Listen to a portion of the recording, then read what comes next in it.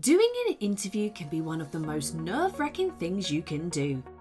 Whether it's one person interviewing you or a panel, nerves can sometimes take over and all your interview skills go out of the window.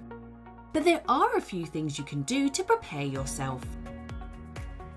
In today's video, we will be taking a look at some ways you can prepare yourself for an interview so that you can knock every question coming your way out of the park.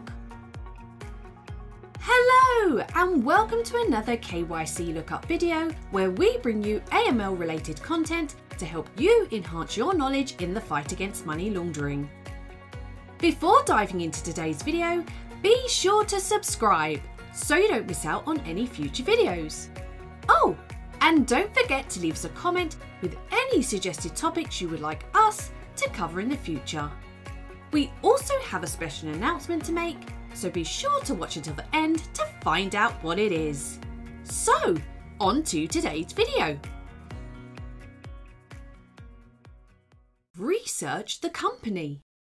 First things first, do your research on the company you are applying for. Gain as much knowledge about who they are, what they do, and to also see if their company ethos suits you. We also need to remember that not only do you need to fit into the company, but the company needs to be the right fit for you. Find out who the key people are and how they operate. And if you know the name of the person who is interviewing you, research them and see what they do, as this will give you a better understanding of the person interviewing you. Why you? A very common question that gets asked is, why would you be good for this role? And to answer that question, you need to be prepared. The day before the interview, write down 3 or 4 reasons why you would be great for the role and add some examples. For example, I have good communication skills as I actually spoke to X and Y and they agreed with what I said and made a change to the plan. Showing that you are assertive and work on your own are all very valuable skills which most employees find attractive. Score a success in the first 5 minutes. Some studies indicate that interviewers make up their minds about a candidate in the first 5 minutes of the interview and then spend the rest of the interview looking for things to confirm that decision. So what can you do in those first 5 minutes to give a good impression? Come in with energy and enthusiasm and express your appreciation for the interviewer's time. Remember, the interviewer may be seeing a lot of other candidates, so bring in that energy. Be polite, speak clearly, and have confidence in what you want them to know about you. Present yourself well. When going into most professional environments, you want to be able to present yourself well. Not only does this look great for the company you are interviewing for, but will give you the added confidence that you need. A first impression counts for a lot, so make sure you present yourself to the best of your ability.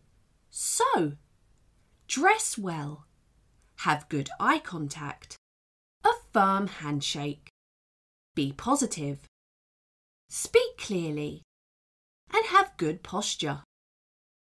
All these things contribute to how you are seen from an employee point of view and ticks the boxes for possible hiring for the role. The tell me about yourself question. When the interviewer asks you the "so tell me a little about yourself" question, they're not really looking to find out your whole life story, even though sometimes that would be interesting to know. What they are really trying to find out is who you are as a person, to find out a little bit more about your personality, how you operated in previous roles, and if you were a good fit for the company. Try to avoid telling them about how many pets you have, or how many siblings you have, what school you went to, and how many friends you still have from school. All those conversations will come over time if and when you get the role. Sometimes less is more. Question the interviewer. As mentioned at the start of the video, Not only is an interview for the employer to assess you, but this is an opportunity for you to assess your potential employer. Making sure this is the place for you really matters, so make a list of questions that you would like to ask them. Most of the time at the end of the interview, you would be asked, "Do you have any questions?" And I can guarantee 9 times out of 10 the answer from the possible candidate would be no. But make sure you stand out from the rest and ask questions that matter to you. For example, how are the team? Why is the position vacant? Is it part of an expanding team or replacing someone who has left? What opportunities and routes for career development and skill development are available? How would you describe the responsibilities of the position? What are you looking for in a candidate? What are the biggest challenges for this job? How would you describe a typical day in this position? What is a typical work week? And is overtime expected? This shows your added interest in the position and for you gives a better understanding to if this role best suits you. Practice, practice, practice.